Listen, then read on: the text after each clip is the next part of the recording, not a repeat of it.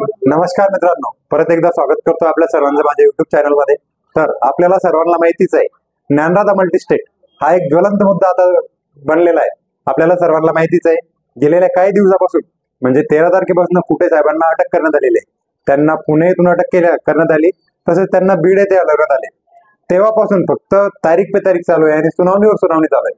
अशामध्ये जे सर्वसामान्य ठेवीदार वर्ग आहे तो कुठेतरी चिंताग्रस्त होत आहे की नेमके त्यांच्या जे दैनंदिन ठेवीसाठी त्यांनी त्यांच्या भविष्यासाठी ज्या ठेवी बचत केलेल्या होत्या त्यांना त्या परत मिळतील की नाही मिळतील, आणि परत मिळतील तर कशा मिळतील, याबाबतच जो सर्वसामान्य ठेवीदार वर्ग आहे तो कुठेतरी चिंतेमध्ये सापडलेला आहे।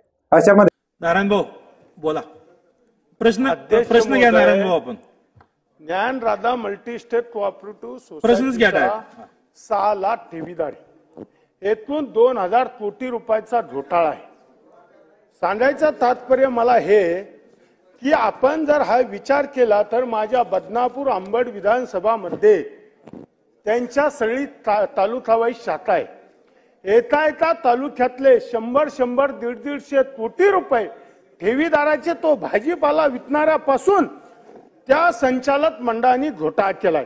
तुम्हाला माहिती आहे, चेअरमन सुरेश कुटे, त्यांच्या मिसेस अर्चना कुटे व सर्व संचालक मंडळ यांनी ठेवी घेताना तेल दे, काही हे दे, एवढं गोर गरीब शेतकरी असेल, मजूर असेल, घरकाम करणारा असेल, ह्या प्रत्येकाला, भांडेकाम करणाऱ्या माणसाला असेल, तिला गोड बोललं त्या शाखेवाल्यांनी।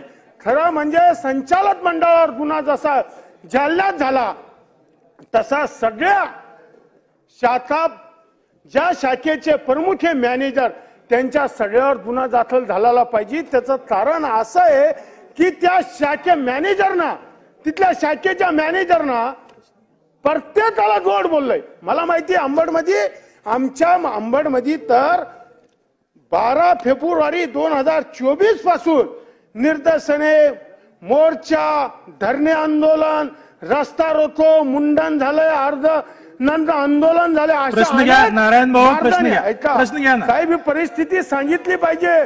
प्रश्न घ्या, प्रश्न अगोदर विषय झालेला आहे, प्रश्न घ्या। तो तुम्हाला माहिती 120 दिवस धरणे आंदोलन चाललंय अंबडच्या तहसील ऑफिस समोर। अध्यक्ष महोदय, गोर गरीब कष्टकरी मजुराचा पैसा आहे।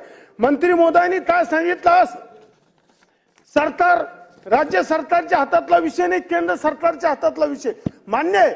पण मला सांगा, तुम्ही राज्यातल्या जनतेचा पैसा आहे, सरकार यावर केंद्र सरकारकडे काही शिफारस करून यांचे पैसे ठेवीदाराचे मिळवून देण्यासाठी काय प्रयत्न करणार, नंबर 1।